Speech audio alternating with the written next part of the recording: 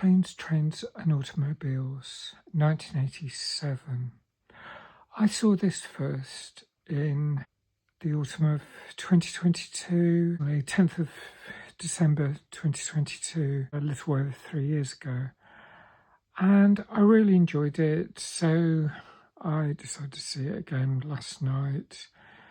And this time round, I didn't enjoy it quite as much, but I still think it's really funny film.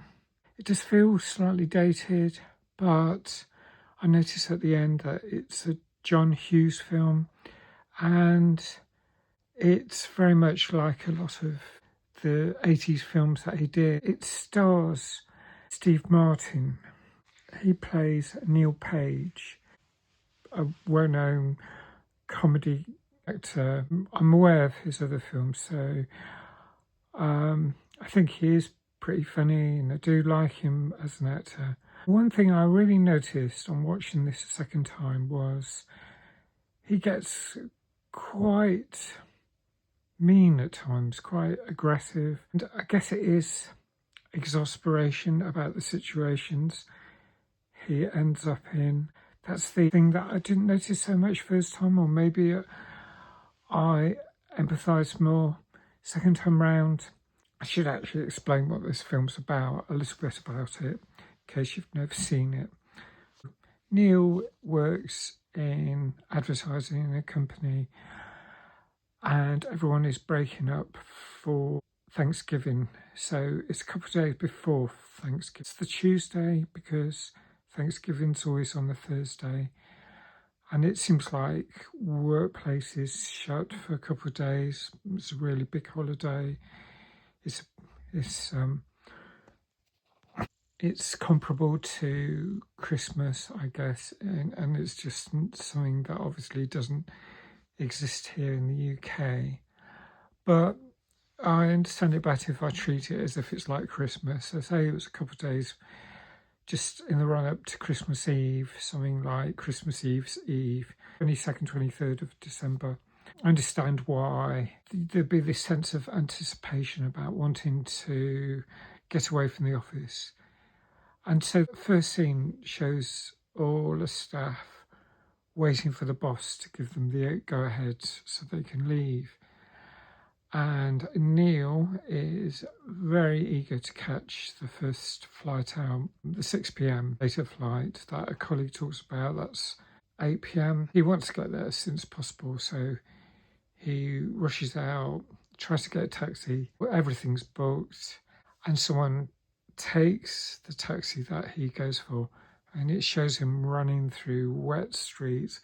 It's a really awful situation, crowded. He falls over, and there's two scenes in this film where he nearly becomes a cropper, and it's just like, oh, especially the second time actually, where someone nearly runs into his head. But the thing about this film is Neil's very eager to get back to Chicago, to his family, to celebrate the whole of Thanksgiving, which is means several days because there's events at school on the Wednesday, I guess, or maybe. But anyway, the weather's awful. Flights get cancelled. He does get on a flight, but it gets detoured. He ends up in Wichita in Kansas, and I had a look in the maps and I thought, wow, I mean, comparing this in Europe, say this would be a bit like flying from London to Warsaw in Poland. I checked up distances, so I think it's actually further than Berlin, somewhere in Poland. So that's the distance, New York to Chicago. But then getting detoured because of bad weather, it's effectively like ending up somewhere like being sent to, as a diversion, another 600 or 700 miles, somewhere like Ancona in Italy, or Lviv in Ukraine, or somewhere like one of those countries that's quite a bit further away, and then having a road trip to get back on track, to reach Chicago in this case, or to reach Warsaw, it would be such a nightmare. And wow, really, could there be a storm that means you are forced to divert to another airport 600 or 700 miles further away, further into the central area of the USA. Kansas, Wichita is pretty far away. There's other towns that feature in this film. St. Louis, because it's like planes, trains and automobiles, they get coach, they get train, they get all sorts of things. It keeps running into Dale Griffiths.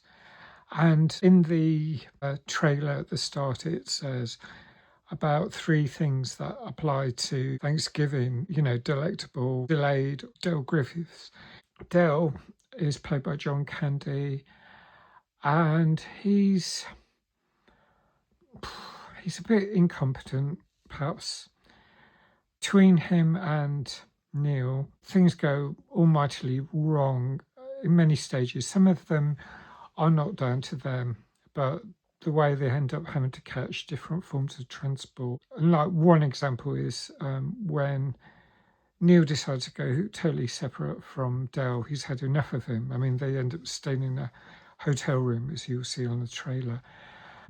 When they hire cars, his hire car doesn't appear. So there's this famous scene where he's swearing a lot at a staffer who is just, she's on a personal call, so it's more justifiable, but he uses the F-bomb so many times.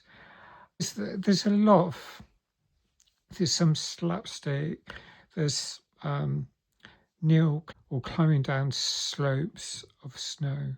I found that all very funny and sympathetic. I was fairly sympathetic to the character. Certainly first time I watched this film, but the second time I felt, some of the sympathy's drained away. I just perhaps see it through new eyes, and I think, not quite sure.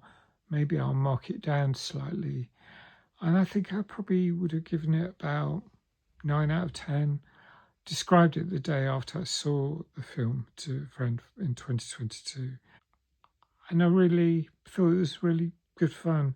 This time round, I think, it is fun, but it is a bit dated. And the music, the soundtrack makes it feel even more dated.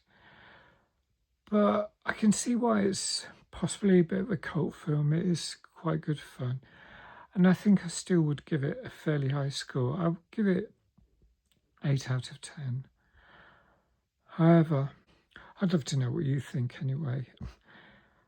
After all the chaos, the cars on fire, there's all sorts of absolutely bonkers things that happen in this film. But it is good fun even so. So I'd love to know what you think if you've seen this film. Please leave your comments, and thanks for watching. Please like if you like this review. Thanks for subscribing. Please hit the notification button, and I hope to see you again soon. Bye for now.